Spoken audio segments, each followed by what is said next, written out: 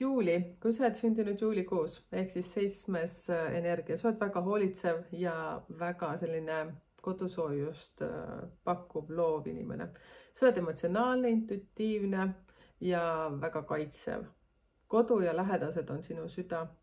Sinu ülesanne on oma perega vahetada elukohta, uude linna, uude riiki ja seda on vaja selleks, et sinu abil sugu areneks, eksisteeriks uuel tasandil. Ehk siis sa peaks tegema sellise kvanthüppe.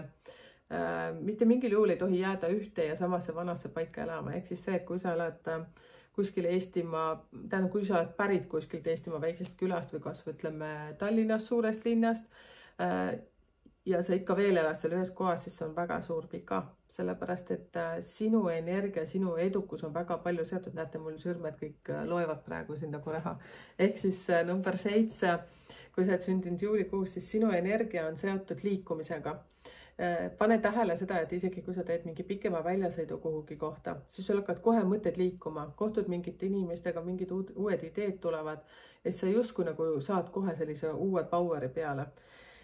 Ehk siis, kui sul on perekond, siis sa pead kindlasti liikuma ühest kohast teise. Mitte mingil juhul ei tohi sa elada selles väikses külas, kus sa oled pärit või siis näiteks Lasnamäel, Õismäel, ma ei tea, mida iganes selles samas korteris. See on kategooriliselt keelatud.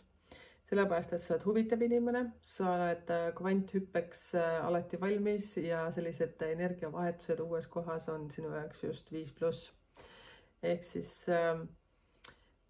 see oli sinu juuli ehk siis 7. energia ja kutsun sind vaatama meid Instagrami, TikToki, Facebookis on suletud grupp, avalik grupp ja YouTube'is on pikem video selle kohta, kus ma räägin kõikidest kuudest, nendest energiatest. Mina olen Merike, numeroloogia, psühholoogia. See oli numbrite keel ja kusjuures saad mulle ka kirjutada sinna numbritekeel@gmail.com. Tšau, tšau.